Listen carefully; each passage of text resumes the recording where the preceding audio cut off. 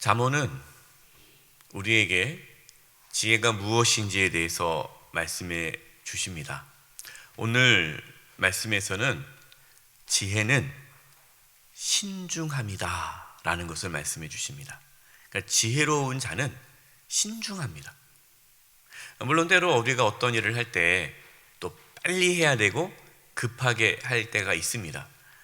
그러나 기본적으로 신중한 것이 지혜로운 것입니다. 오늘 16절 말씀 보겠습니다. 타인을 위하여 보증선자의 옷을 취하라. 외인들을 위하여 보증선자는 그의 몸을 볼모 잡을지니라. 잠언에서는 이제 보증을 서지 말라라고 계속 하지 않습니까? 근데 오늘 말씀 이 16절에서는요, 누군가가 내가 보증 서겠다라고 얘기했을 때에 그 사람의 담보물이 있어야 된다는 거예요. 담보물. 그러니까 말만 듣고 그 사람이 걱정하지 말라고, 내가 이 일에 보증 서겠다고, 그러니까 내 말만 믿고 이거 하자고 할 때 그 사람 말만 믿지 말고 담보물을 받으라는 거예요. 네. 우리가 이렇게 그래 우리가 믿어야지 이게 지혜롭지 않은 거예요. 여러분 사람을 의심하고 그렇게 막 살라는 건 아니지만, 그러나 모든 분 신중하라는 겁니다. 이렇게 쉽게 다른 사람 말에 그냥 듣고 그래 그렇게 하죠 이렇게 쉽게 결정했다가는 경제적인 손해를 볼 수 있다라는 거죠. 신중하라는 거예요. 어제 기사에서 어떤 교회에서 투자 사기가 있었습니다. 여러분 그 내용을 들었는지 모르겠는데요. 저는 이제 교회 내에 사기니까 관심이 많잖아요. 도대체 어떻게 교회에 사기를 치나. 그런데 어떤 성도가 이제 교회에서 열심히 봉사하는 거예요. 열심히 하고 사람들과 좋은 관계를 맺는 거예요. 그래서 다양한 사람. 예. 그래서 교회 안에서 이제 많은 사람을 이제 사귀게 됐어요. 신뢰를 갖게 된 거죠. 그 다음에 이렇게 유혹합니다. 내가 정말 누가 아는 지인이 정말 좋은 이 투자처를 알고 있는데 특별히 얘기해 주는 거다 하면서 나에게 돈을 주면 그 원금의 이자를 매달 10% 주겠다는 거예요. 원금의 10%면 엄청 큰 돈이잖아요. 그거를 이자로 주겠다라는 거예요. 말이 안 되죠. 그래서 속여가지고 그걸 수십억이 한 교회에서 20몇 억을 이렇게 돈을 한 거예요. 그런 사기 치는 분들은 이 사람 돈을 가져다가 그 돈으로 이자 내주잖아요. 아무것도 없고 이렇게 돌려서. 그러니까 이제 이자가 들어오니까 돈을 또 주고 이게 되는 거예요. 그래서 이제 이 사기로 이제 교회가 크게 힘들었던 내용을 보았습니다. 여러분, 교회 안에서 절대로 금전 거래를 해서는 안 됩니다. 교회 안에서 금전 거래, 서로 우리 개합시다, 절대 하면 안 돼요. 저도 여러 교회에 이렇게 있었는데요. 개하잖아요. 그러면은 다 모아가지고 도망가는 사람이 있어요. 와가지고 교회가 그럴 줄 몰랐다고 근데 가만히 생각하셔야 돼요. 교회는 그러진 않아요. 그렇죠?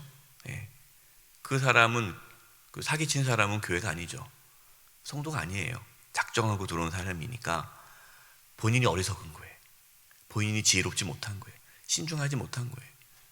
그래서 우리 성도님들 절대로 교회에서 이렇게 금전거래하면 안 되고, 여기 투자하면 돈을 많이 번다. 그 말 듣고 여러분 여기 투자하면 안 되고, 혹시 여러분이 그렇게 접근하는 분이 있으면 빨리 교구 담당 목사님한테 말씀하세요. 목사님, 누가 성도들 만나서 여기 투자하면 많은 돈이 있다고 그렇게 얘기하고 다닙니다라고 꼭 얘기해 주셔야 돼요. 교회 안에서는 아예 금전 거래를 해서는 안 되고요. 또 여러분 개인적으로 뭔가 이렇게 투자하실 때 정확하게 알아보셔야 돼요. 그냥 이렇게 말만 듣고 바로 이렇게 행동을 하지 말라는 거예요. 신중하라는 겁니다. 17절입니다.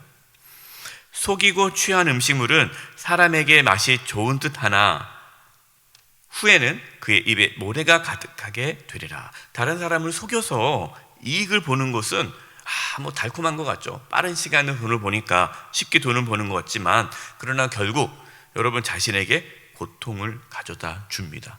우리는 어떻게 해야 돼요? 우리는 정직하고 성실하게 돈을 벌어야 돼요.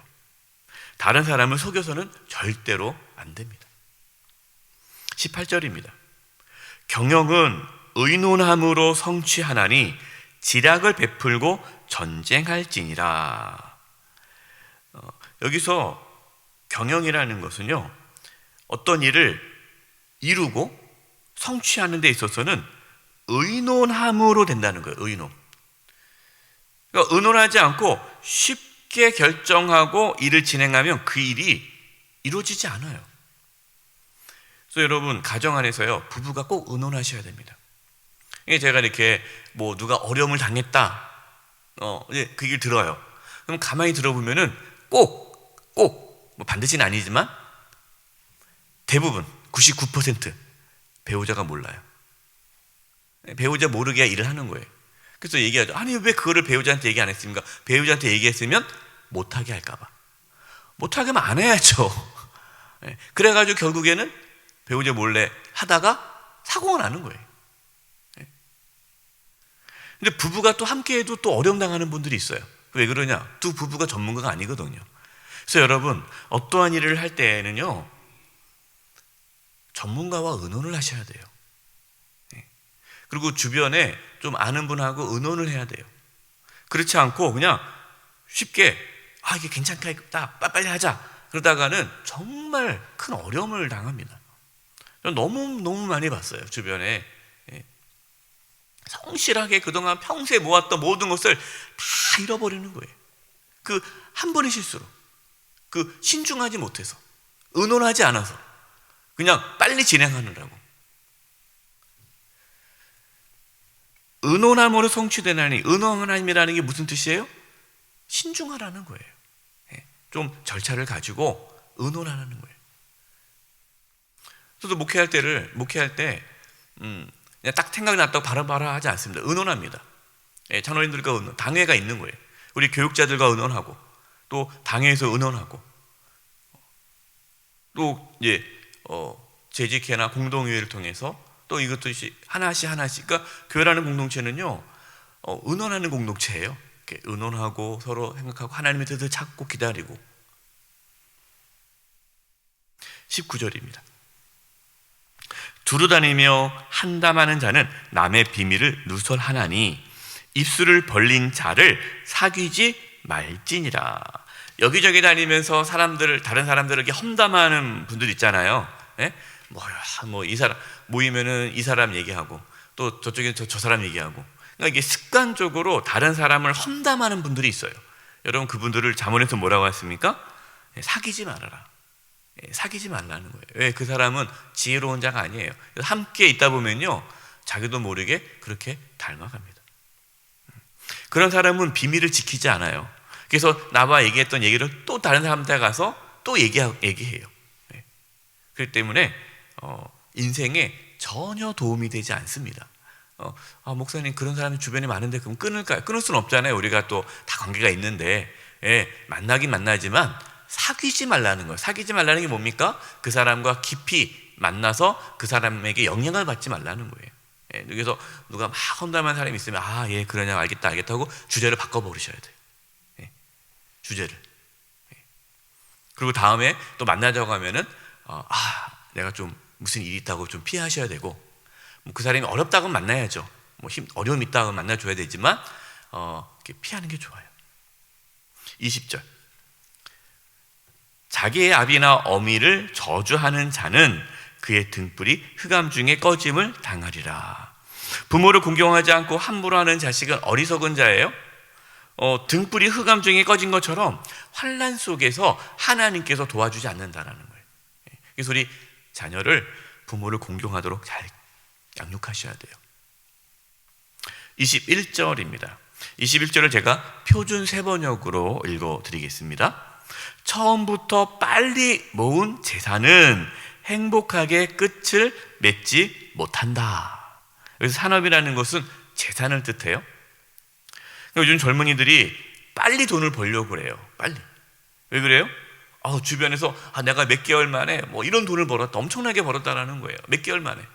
그러니까 뭐 1년 열심히 직장 다녀서 연봉 받는 것보다 그냥 뭐 며칠 만에, 뭐 몇 개월 만에 연봉의 몇 배를 벌었다는 얘기를 들으니까 일하고 싶지 않은 거죠. 상대적인 박탈감이 생기는 거예요. 그리고 나만 바본가? 나만 이러면 안 되지? 그래서 그냥 돈을 대출을 해가지고 끌어모아가지고 투자를 하는 거예요. 빨리 돈을 모으려고. 근데 여러분, 그렇게 쉽게 돈 모은 사람들 행복할 것 같아요? 뭐 목사님 행복해 보이던데요? 물론 행복해 보이겠지, 순간은. 그러나 결국에는요, 행복하게 끝을 맺을 수 없다는 거예요. 결국에서는 그 돈 다 잃습니다. 도박하는 사람도 있잖아요. 도박해서 돈 벌었다 하는데 그 돈을 뭐 해요? 도박으로 돈 번 돈을 가지고 또 도박해요. 결국엔 다 잃게 되는 거예요. 뭐 이 투자해서 돈 벌었다, 빠른 시간 내에 뭐 있잖아요. 요즘에 동전으로 돈 벌었다. 그러면 그 돈 모아가지고 뭐 할 것 같아요? 또 투자하다가 다 결국에는 다 잃어요. 빨리 모으면 또한 빨리 사라지는 거예요. 일확천금을 바라지 말고 신중하고 성실하게 돈을 벌어야 됩니다. 이게 지혜라는 거예요. 22절.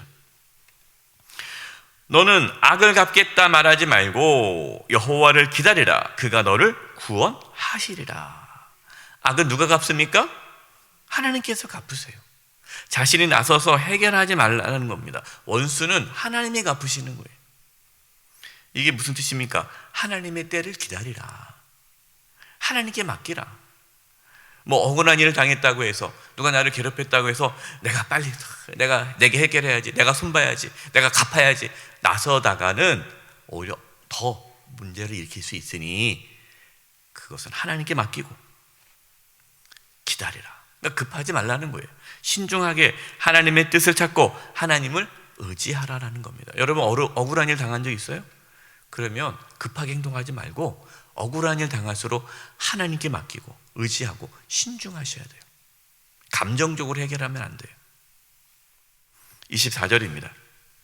사람의 걸음은 여호와로 말미암나니 사람이 어찌 자기의 길을 알 수 있으랴. 사람의 걸음은 하나님께서 인도하신다라는 겁니다. 이게 무슨 말씀입니까? 하나님보다 앞서지 말라라는 거예요. 여러분, 신중하라. 신중이 뭡니까? 하나님보다 앞서지 않는 게 신중한 거예요. 하나님보다 앞서지 않기 위해 기도하고 하나님의 뜻을 찾고 생각하고 주변 사람들에게 또 같이 의논하면서 하나님이 도대체 이 상황에서 내가 하나님 어떻게 하기를 원하는지를 기도하면서 말씀 묵상하면서 주변 사람들의 조언을 들으면서 하나님의 인도를 따라가는 것이 신중함이에요. 25절입니다. 25절을 제가 표준 세번역으로 읽어드리겠습니다. 경솔하게 이것은 거룩하다 하여 함부로 서원하여 놓고 나중에 생각이 달라지는 것은 사람이 걸리기 쉬운 올감이다.